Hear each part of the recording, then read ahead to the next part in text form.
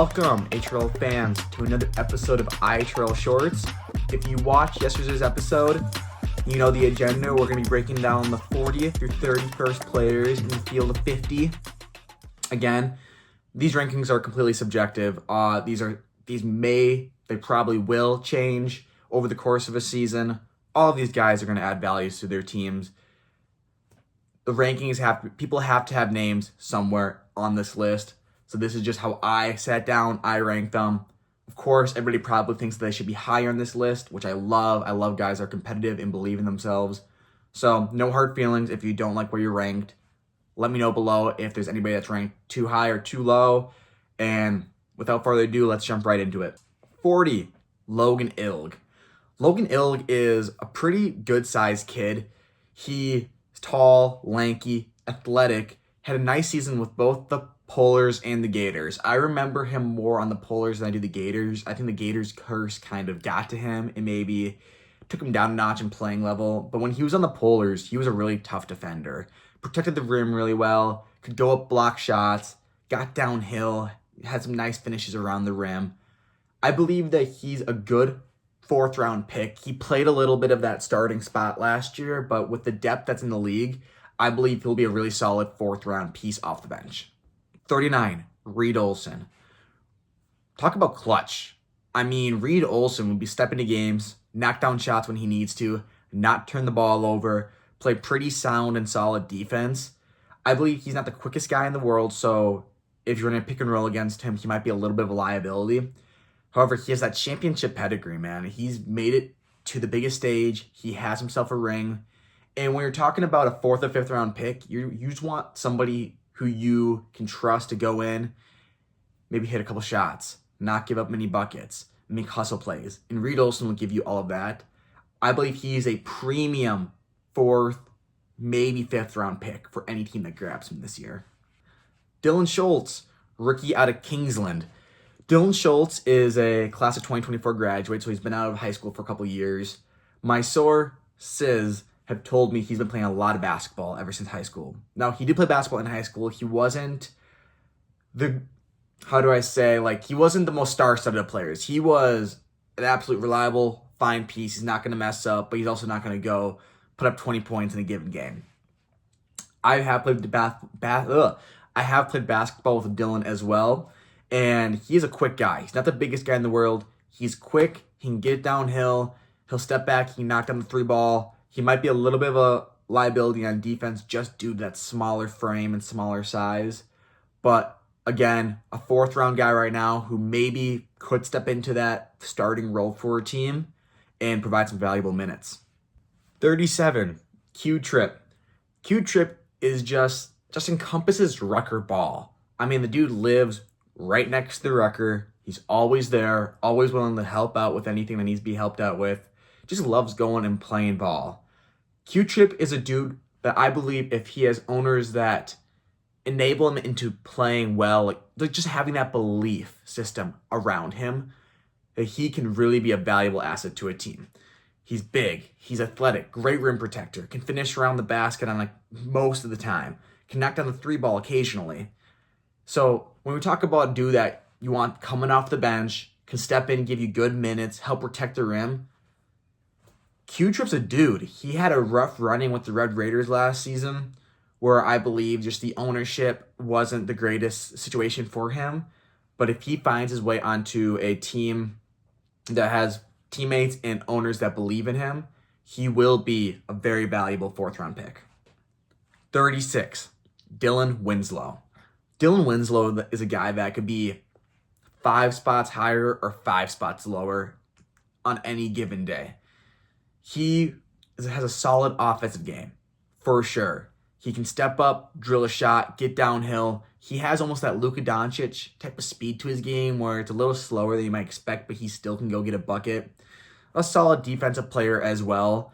It's just sometimes when you play against him, he shows up and he'll have 8+ points, and sometimes he might not score. It's that kind of inconsistency in his game that gets him ranked in this fourth round. However, he got some serious minutes with the Storm last year, and he did shine in a lot of those minutes. So I have him going mid-fourth round, and he has that opportunity to be a starter in this league and put up 5 to 8 points per game and be a serious contributor to a championship team. 35, Parker Wong in Lanesboro. Parker Wong is a dude that if he would have shown up more last year, he probably should be a third-round pick. He just wasn't here at the league quite often, or maybe my memory doesn't serve me correctly. I feel as though I didn't see him very often there. But he played on that phenomenal Black Panthers team.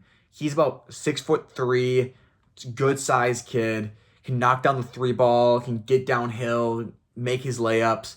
Of course, on the defensive end, even if he's not the quickest guy in the world, just having that size, be able to protect the paint serves him so well. I believe he is maybe the most valuable fourth rounder I have on this list right now, just because he is a really skilled basketball player. And if he shows up week in and week out, he will elevate a team ceiling a ton.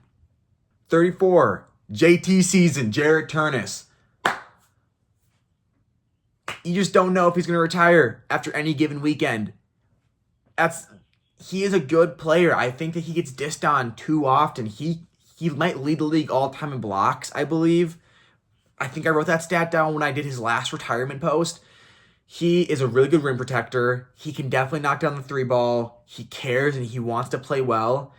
It's just that unknown part of you don't know if he's going to be back the next week. And obviously he has to travel from Mankato to get down here, so that's another thing that kind of adds a little bit of what ifs to him.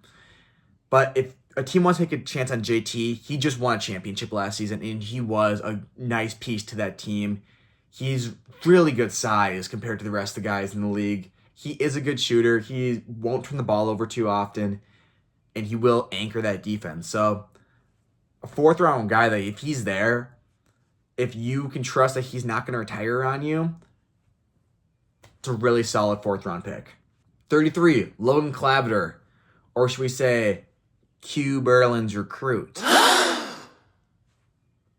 don't know a lot about the kid. He looks like he has some good size on him. Not the biggest kid in the world, but he seems like he has some height for being a high schooler still. Good shooter. When I watched him the film, he could knock down the three ball. He's a high schooler out of Penn. My Sis have told me that Logan Clabber will not be at the rookie showcase because Q Berlin wants his draft stock to fall and he wants to team up with Logan Clabber. So we all know Q Berlin. We all know that he's looking for a nice shooter on his team. And if he has that much faith in Logan Clabber, that tells me that I might have Logan Clabber too low on this list. But being a rookie, being a guy I don't know, I can't move him ahead of some of the guys I do know. 32, Cohen Kraft, another rookie out of Grand Meadow. Cohen Kraft appears to me as a good-sized kid. On film, he looks like he's pretty tall, has some muscle on his body, played a nice varsity season this past year with Grand Meadow, and Grand Meadow had a nice season. Product of Ethan Lane coaching, so if Ethan Lane's coaching him day in and day out, that's an MVP, giving his mindset down to another kid. When I talked to Cohen, he said he was a good passer with nice vision. In the film, it was the same thing on film. He is a solid passer, and we're looking for team players in 3-on-3. The court opens up, and if you put good cutters around Cohen Kraft, I believe he will find those cutters. So that's another fourth-round pick that when he subs in, I believe he will be valuable, and he won't be a liability to a team on the offensive or defensive end. 31, Cale Eichen. Cale Eichen, you gotta respect the kid. He came in the middle of the season to a Lions franchise that was already kind of teeter-tottering. The star player wasn't there. He was there every other weekend. And Cale put his best foot forward, and he was a tough kid. He's coming off a nice football season, a nice basketball season. What he lacks in size, he makes up for in just his quickness, his toughness, and he's a solid offensive game. You talk about a guy that you can trust coming off the bench, go getting you buckets, make some jump shots, playing hard defense. Cale Eichen's a guy that will go either late third, early fourth, in my opinion. If you can snack him in the fourth round, that's where he's most valuable, I believe, because having him sub off the bench will really give that team a solid fourth guy. That's why I have Cale Eichen going 31, but he has room to move up into that starting role as well. Well, there you have it, everybody. That is my top 50, 40 through 31 section. I hope you enjoyed today's video. We'll be coming at you again tomorrow with 30 through 21. Now we're working our way into starters tomorrow. So that's going to be really interesting. As this list continues going up, we're getting some really solid and really proven record players, as well as some rookies we haven't talked about yet. So stay tuned. This was a fun one today. I hope you enjoyed it. Let me know what I said that made you mad, made you happy, all of the above. And I will see you guys tomorrow.